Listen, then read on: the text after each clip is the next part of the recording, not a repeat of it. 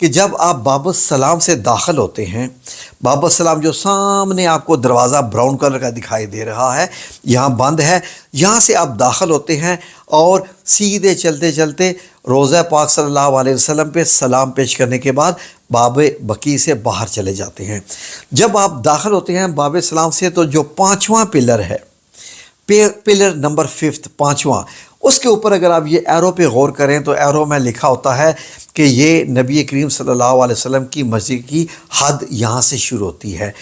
دوسری تصویر میں نے آپ کو وہ جو ریڈ کلر کے سرکل لگائے ہیں ان سے غور کیجئے، یہاں پر جتنے پلر لگے ہوئے ہیں اس ایریا میں، ان تمام پلر کے اوپر یہ والا سبز کلر کا لکھا ہوا ہے کہ یہاں سے نبی پاک صلی اللہ علیہ وسلم کی مسجد نبوی شروع ہوتی ہے، جو آپ نے اپنے مبارک ہاتھوں سے تعمیر کروائی تھی۔ اب ادھر آ جائیے، اب اس تصویر میں اگر آپ غور کریں تو یہ میں نے آپ لوگوں کو لیے اس لیے بنائی ہے کہ یہ جو سرخ حصہ ہے یہ آپ صلی اللہ علیہ وسلم کی جو مسجد نبوی بنوائی ہوئی، اور جو باقی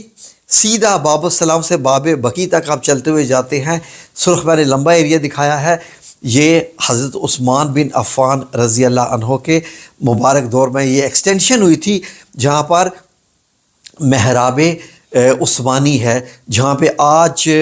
یہ جو بڑا ہوا ایسا آپ دیکھ رہے ہیں، یہاں پہ نماز ادا کروائی جاتی ہے، امام یہاں کھڑے ہوتے ہیں، جبکہ اس کے جو پیچھے والا ایریا ہے وہ نبی کریم صلی اللہ علیہ وسلم کی محراب اس کے پیچھے آتی ہے۔ یہاں پر اگر آپ غور کریں تو وہ ایریا 35 میٹر کا ہے اور یہ ایریا 97 میٹر کا ہے۔ گنبد خضرا اس ایریا میں ابھی کاؤنٹ نہیں کر رہا۔ اب یہاں پر اگر آپ غور کریں تو میں نے گنبد خضرا کے لیفٹ سائڈ پہ 2 تصویریں لگائی ہیں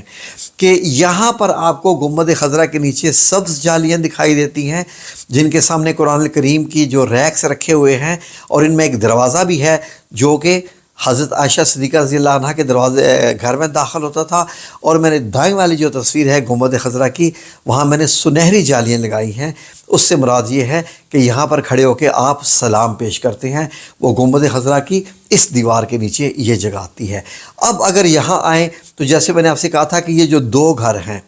یہ 2 گھروں کا ایریا بنتا ہے 12 میٹر بائی 21 میٹر،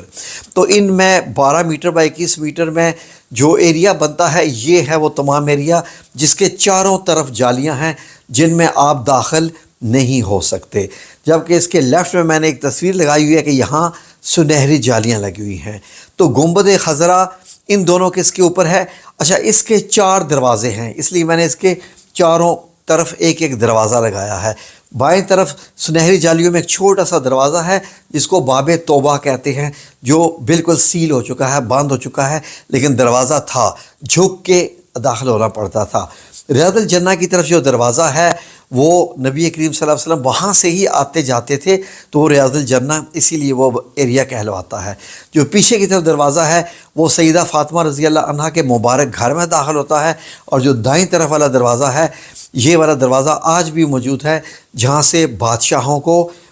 روضہ مبارک میں داخل کیا جاتا ہے۔ پھر وہی بات رہے گی، گنبد خضرا کن 2 گھروں پہ ہے؟ یعنی یہ جو 2 گھر ہیں یہ تو جالیوں کے اندر آ گئے، سیدہ فاطمہ رضی اللہ عنہا کا گھر اور سیدہ عائشہ رضی اللہ عنہا کا گھر، جو کہ اب روضہ رسول صلی اللہ علیہ وسلم ہے۔ تو ناظرین، گنبد خضرا اس گھر کے اوپر ہے جو حضرت عائشہ رضی اللہ عنہا کا مبارک گھر ہے، کیونکہ تینوں مبارک قبریں جو ہے وہ اس گنبد خضرا کے نیچے ہے۔ حضرت فاطمہ الزہرا رضی اللہ عنہا کے مبارک گھر کے اوپر گنبد